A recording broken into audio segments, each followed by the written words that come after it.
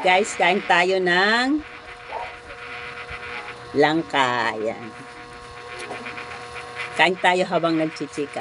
Guys, naniniwala ba kayo na ang tindahan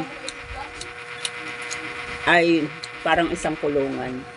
Kasi may nag-comment sa ano ko, sa post ko na tindahan daw kulungan. Ayan. Parang totoo naman, di ba? Kasi pag nasa tindahan ka at nagbabantay ka,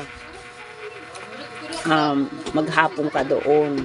Saka, yung hindi naman forever. Yung bang,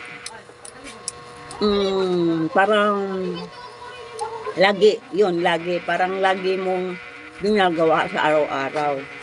Hindi ka makapamasyal, hindi ka makapaglamyerda. Wala ka may sweater? Ay, sweater? Pagpera. Piso. Yan, balik tayo. May bumili. Yun nga.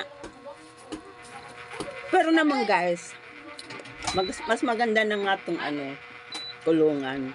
Kasi naman sa wala kang ginagawa, magmamarites lang, punta sa kapitbahay, magmamarites. May mga time sa pagmamarites, mas maganda na itong ganito. At least, nalilibang, na income pa, at sarili mo pa guys. Sarili mo pa, wala kang amo, wala kang boss na mag-uutos sa'yo, yan.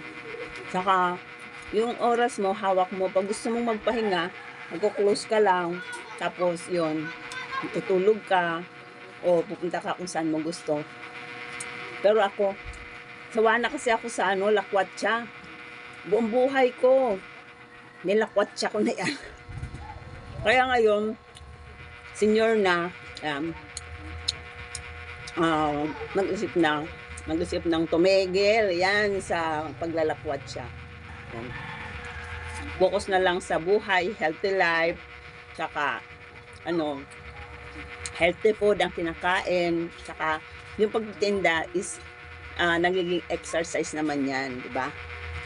Exercise araw-araw, kasi naman sa nakahilata ka lang, nanood ng TV, kain, tulog, ayan, di ba? Mas mahirap.